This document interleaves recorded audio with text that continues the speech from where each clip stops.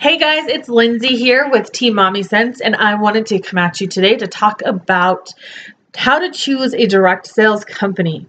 So if you are brand new to this business or thinking of breaking into the direct sales industry, what are the things that you should look at before choosing a company to help make sure that you're setting yourself up for success? If you aren't already following or listening to the Direct Sense podcast, my partner and I, Valerie, we do a podcast weekly where we talk about the different aspects of direct sales to help you be successful. Look out for us on Facebook at Direct Sense. And same with on Direct Sense podcast on Facebook and Instagram, and then Direct Sense on Twitter.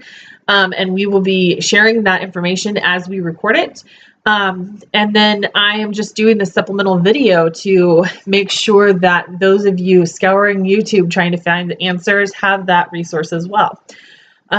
So first off, find a product you love. Loving your product is going to be essential because after a while, it is obvious if you don't really love or use the product, and customers pick up on that stuff. It could be, especially with direct sales, customers tend to hold their consultants to a higher standard than they would, say, a store that they're going into to buy the same product, because they recognize that an employee at a store is there to make a paycheck, where they anticipate that someone in a direct sales industry is in that company because they love the product, and they want to share that product with them and they believe in it. So if you're not using it, it makes them question, well, if you're not using it, why am I going to use it? Plus, it's just easier to share when you love a product than it is when you don't. And it comes across more genuine, which is going to help you in the long run. Number two, research companies. Figure out, what is their reputation? Are they in the Direct Sales Association or other direct sales like association type things? I can't think of like the name, but there is directsalesassociation.org. Check out like the Better Business Bureau, bbb.org. Look at like their growth, how long have they been incorporated, and all of that stuff to see, like, check out their sustainability. Have they won any awards? Have they had any like really negative complaints about them? That kind of stuff. Have they broken any laws? Check out the FTC, the Federal Trade Commission. They're gonna give you information on those companies, on whether or not they're reputable and worth it for you to join, from a sustainability and legality standpoint.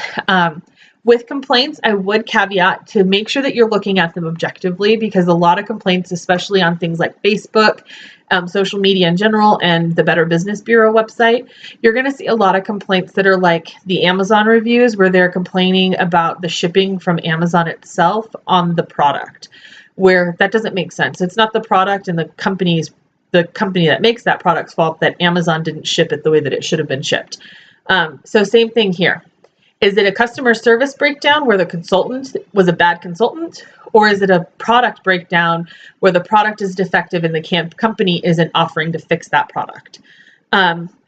Because manufacturing errors happen, and sometimes products aren't always where you want them to be, and they get shipped out to customers. But a company that has integrity and stands behind its product is always going to replace it on a verified purchase.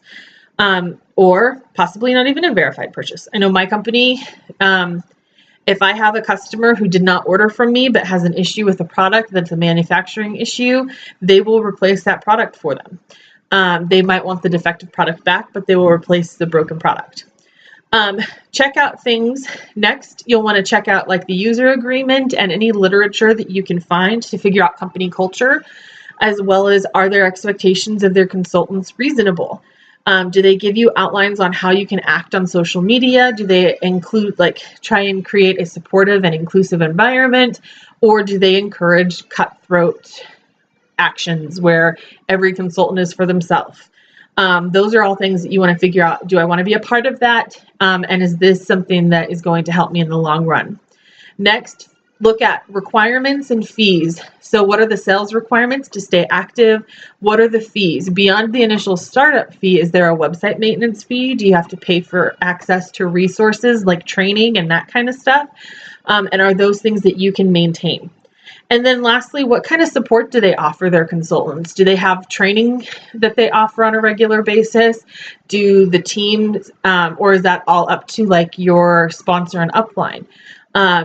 Finding a company that offers that for you. So if you wanted to be a lone wolf and not ever contact your upline, I think that is a good thing, because then if your upline does offer support, it's just you're that much more supported and you're that much more prepared to be successful. So those are the things that I would look for. Just a real quick recap. Do you love the product? Is the company reputable? Are the complaints for the company or for the consultant? Check out the literature and company culture. What are the requirements and fees that they charge? And then what kind of support do they offer? Looking at those things will help make sure that you're picking a company that's, again, helping you not just be successful and setting you up for success, but is also providing you an opportunity to belong with a company and a culture that you can be proud of. Let me know if you have any questions down below. You'll see the link to the Direct Sense podcast where we talk about this more, as well as other things related to direct sales and being successful in the industry.